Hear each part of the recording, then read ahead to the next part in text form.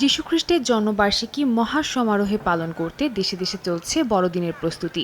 ঘরবাড়ি, রাস্তাঘাট, পর্যটন কেন্দ্র, শপিং মল ঝলমল করছে রঙিন আলোয়। ইউরোপের দেশ ইতালির প্রতিটি শহরে দেখা যাচ্ছে বড়দিনের সাজ। রাজপথ থেকে শুরু করে অলি গলিতে দেখা মিলছে ক্রিসমাস ট্রি, সান্তা ক্লজ আর মরিচবাতির। দেশটির সবচেয়ে বড় ধর্মীয় উৎসবকে কেন্দ্র করে খোলা মাঠে বসেছে অস্থায়ী মার্কেট। বিপণী বিতানে চলছে কেনাকাটার ধুম। উৎসবের আনন্দকে দ্বিগুণ করতে দোকানগুলোতে দেখা যায় আকর্ষণীয় মূল্য ছাড়।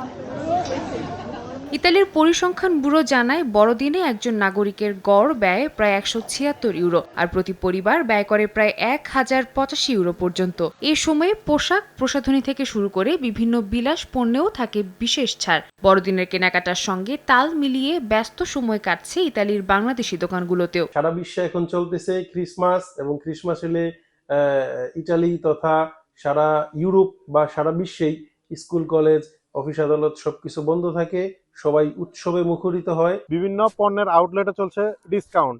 আমি অনুরোধ করব বাংলাদেশে যেন এই ধরনের অনুষ্ঠানে বা ঈদে বা রমজানে বিভিন্ন ধরনের ডিসকাউন্ট দেয়, যাতে করে সাধারণ মানুষের ক্রয় ক্ষমতার মধ্যে থাকে এবং তারা যেন পণ্যগুলো কিনতে পারে। আমাদের ঈশা বুটিকে ক্রিসমাস উপলক্ষে আমাদের made in Bangladeshi product sale আলহামদুলিল্লাহ অনেক বৃদ্ধি পেয়েছে।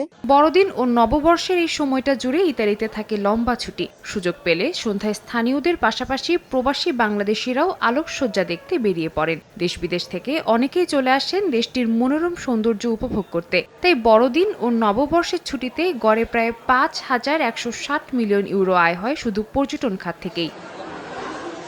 ইতালিতে বড়দিন এখন কেবল ধর্মীয় উৎসব নয়, বরং বছরের সবচেয়ে বড় পারিবারিক ও সামাজিক মিলন মেলা। ঘরে ঘরে হয় উপহার বিনিময়, আর উৎসবের রাতে দল বেঁধে গির্জায় সমবেত হন মানুষজন। প্রার্থনা আর শুভেচ্ছা বিনিময়ের এই পরিবেশ নাগরিকদের মধ্যে বাড়িয়ে তোলে সম্প্রীতি ও পারস্পরিক বন্ধন।